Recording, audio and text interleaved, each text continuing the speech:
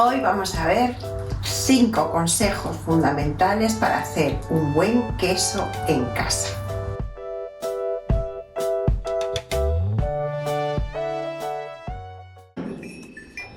El primer consejo es la elección de la leche.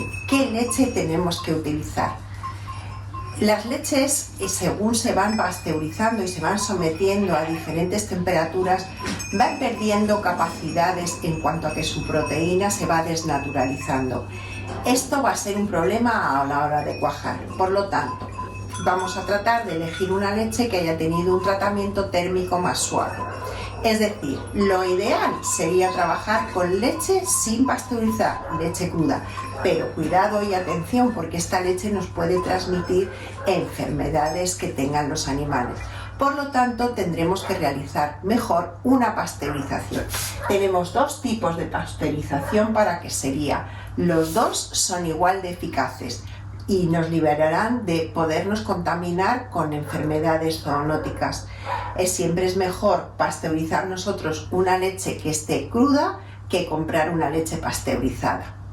Si nosotros tenemos que comprar una leche que está pasteurizada, es mejor elegir una leche pasteurizada a baja de temperatura, y esto es lo que se conoce comercialmente como una leche fresca. Están en las zonas de refrigerados. Si no podemos tener acceso a esta leche, tendremos que trabajar con leche UHT o de larga duración, que es la leche que está en brix y no necesita frío para su conservación. Esta leche nos va a dar lugar a cuajadas blandas y cuajadas que no nos van a permitir hacer quesos con estructura. El segundo consejo que os voy a dar es cómo cuajar la leche.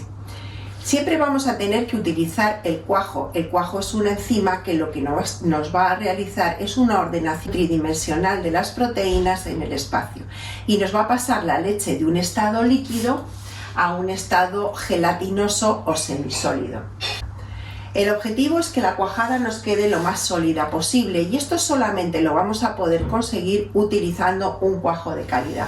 Pero además, en el caso de las leches que son pasteurizadas, hay que utilizar una disolución de cloruro de calcio. Si no, nunca vamos a obtener una cuajada lo suficientemente firme como para poderla cortar y poder luego enmoldarla. Por lo tanto, recordemos siempre que vamos a tener que utilizar junto con el cuajo la disolución de cloruro de calcio.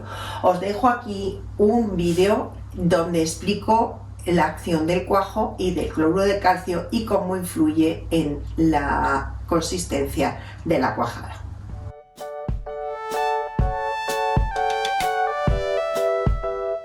Una vez que la cuajada ya está solidificada, tenemos que proceder a su corte. El corte lo que nos va a permitir es la salida del suero por las partes o las caras por donde hemos cortado. Hay que tener en cuenta que es muy importante que el tamaño del corte nos va a determinar luego la textura final del queso. Cuanto más amplio es el corte, la textura va a quedar del queso mucho más cremosa y más blanda. Cuanto más cortemos la cuajada en tamaño más pequeño y la rompamos más, el queso va a quedar mucho más compacto porque va a haber una pérdida de suero mucho mayor por cada una de las facetas que abramos en la masa gelatinosa de la cuajada.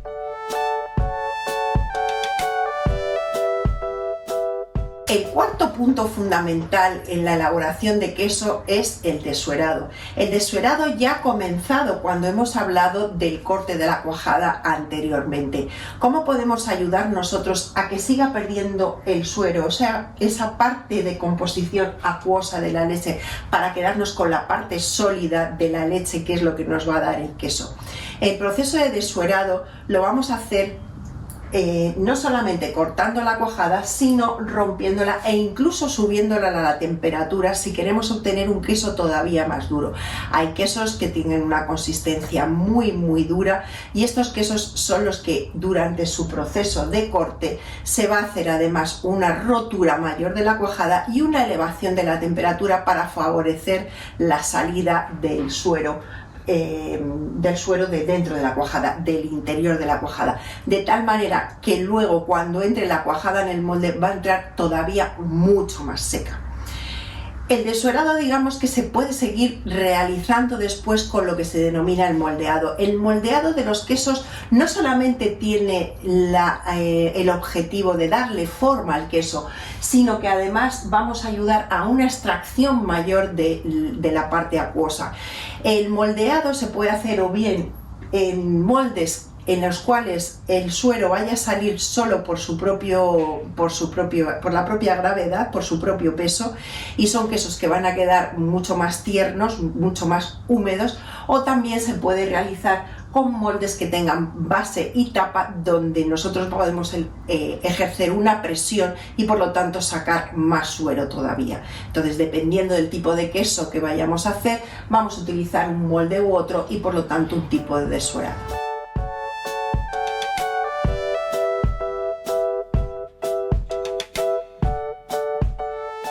Y por último, el quinto punto para poder tener éxito en la elaboración de quesos es la maduración. Cada tipo de queso tiene un proceso de maduración distinto, pero tener en cuenta siempre que el ambiente que rodea el queso es lo que va a facilitar la maduración hacia un tipo de queso u otro.